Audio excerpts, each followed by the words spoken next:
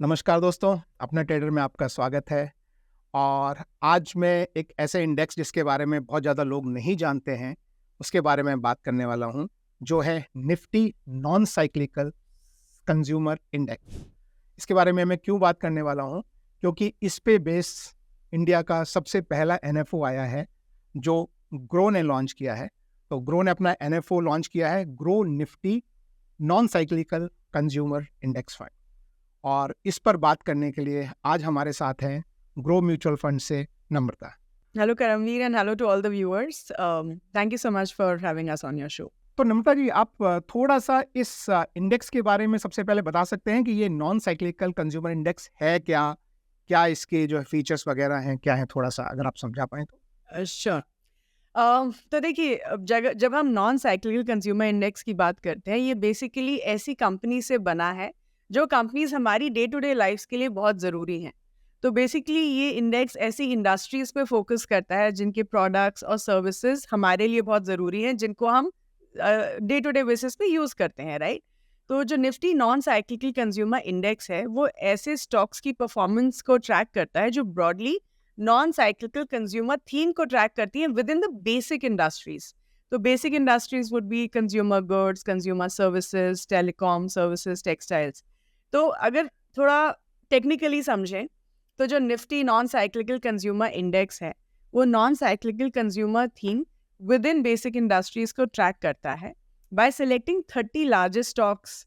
तो 30 largest stocks from sectors like consumer goods, telecom, जिसके बारे में हमने बात करी। और वो किस बेसिस पे सेलेक्ट करता है? That is based on 6 month average free float market capitalisation, जो कट ऑफ जिसका कट ऑफ रहता है जैन या जुलाई एंड में। तो बेसिकली जो स्टॉक्स का वेटेज होता है इस इंडेक्स में, वो भी इस फ्री फ्लोट मार्केट कैपिटलाइजेशन की बेसिस पर ही होता है।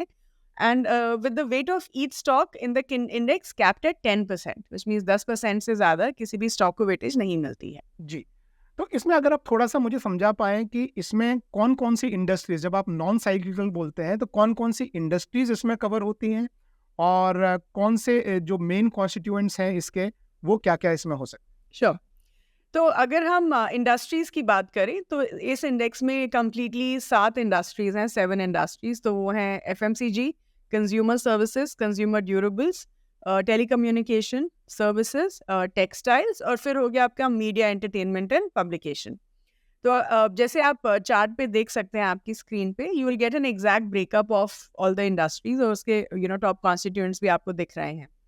तो अगर हम थोड़ा डिटेल में जाएं, करमवीर जी, तो एफएमसीजी होता है फास्ट मूविंग कंज्यूमर गुड्स, और इसमें जो popular day to day products होते हैं, जैसे आपके food, beverages, household items, वो इंक्लूडेड रहते हैं।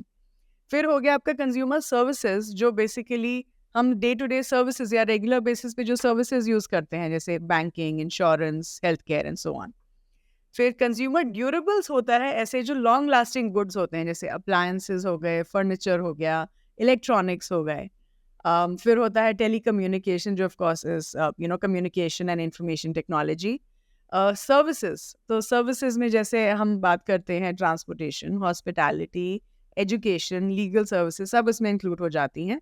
और फिर होता है टेक्सटाइल्स, जो as we all understand production of fabrics and textiles, right? तो ये 7 इंडस्ट्रीज जो हैं इस इंडेक्स में इंक्लूडेड रहती हैं। ठीक है, आप अगर हमारे व्यूअर्स को थोड़ा सा समझा पाए कि Nifty non cyclical consumer index में इन्वेस्ट करना क्यों उनके लिए एक्चुअली फायदेमंद हो सकता है। तो आई थिंक इसके कुछ रीजंस हो सकते हैं कि आप अभी Nifty non cyclical consumer index, ये इंडेक्स आपको इंडिया की 30 टॉप कंज्यूमर का एक्सेस देता है, राइट?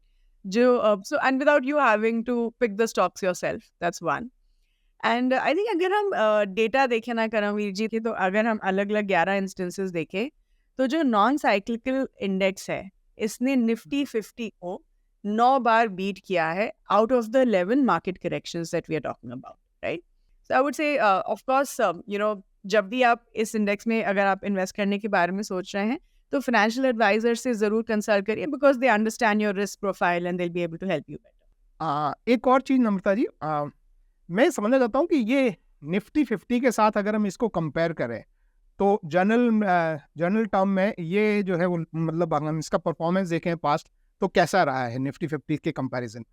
या एब्सोल्युटली। तो अगर हम प्योर नंबर्स की बात करें, क्योंकि अगर हम परफॉर्मेंस की बात कर रहे हैं तो let's look at the numbers, right?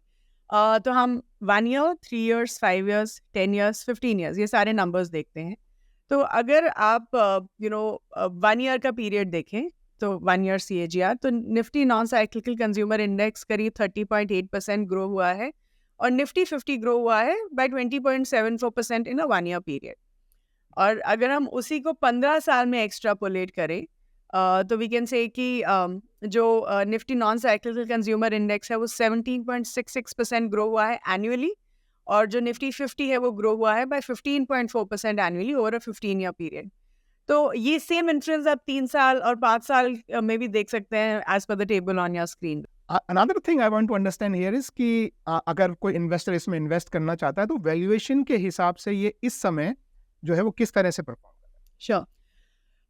Valuation बहुत ज़रूरी होता है। आई थिंक हर इक्विटी इन्वेस्टर वैल्यूएशन देखता ही है। तो ऑफ कोर्स जो क्लासिक मेजर है वैल्यूएशन का वो है PE ratio, which is nothing but price to earning ratio. तो अगर हम PE रेशियो की बात करें तो PE रेशियो कैलकुलेट कैसे किया जाता है? तो बेसिकली आप स्टॉक का प्राइस लेंगे, स्टॉक प्राइस को जो है डिवाइड करेंगे विद कंपनीज अर्निंग्स पर शेयर।